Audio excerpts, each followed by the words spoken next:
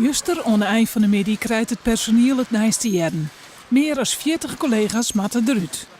De directeur hier in Heerenveen is op de zeepkist gaan staan en heeft de mensen toegesproken en het gisteren allemaal verteld. Ik heb gisteravond een paar telefoontjes gehad van werknemers die hier werken. Ze waren helemaal kapot. Helemaal kapot. Totaal los. Hadden niet verwacht dat het zo zou uitpakken. 47 man op straat en iedereen kan erbij zijn. Het is de bedoeling dat de volslijne productie van fietsen ook gaat naar het Heerenveen. In Apeldoorn komt dan een onderdelencentrum. Nevens het bedrijf is de reorganisatie nodig omdat het heel iets minder gaat met de fietsenverkeer. En dat betekent uiteindelijk dat we dan ook minder te produceren hebben. Dat proberen we op te vangen door productie van de zomer naar de winter te schuiven. We proberen dat op te vangen door uitbesteed werk zelf weer te gaan doen.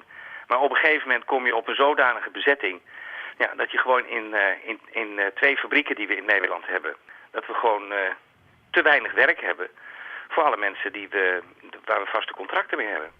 De vakbonden binnen verbjustelen over het plan. Ze hebben vooral kritiek op de volgorde van de ingrepen.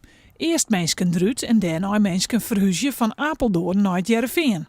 Ik zie nog niet zo gauw in dat veel mensen uit Apeldoorn naar Heerenveen zullen gaan verhuizen. En dat wil dus zeggen dat ik uiteindelijk het raar vind dat we eerst 47 mensen in Heerenveen gaan ontslaan. Volgend jaar in januari, februari gaat er een volksverhuizing plaatsvinden, terwijl men nog niet eens weet wie er uit Apeldoorn meegaat naar Heerenveen. Dat is heel raar. Op het stuit werk je er op het Heerenveen 300 mensen en in Apeldoorn 200. Takken weken praten de bonden met de leden. Het is net de verwachting dat er acties komen.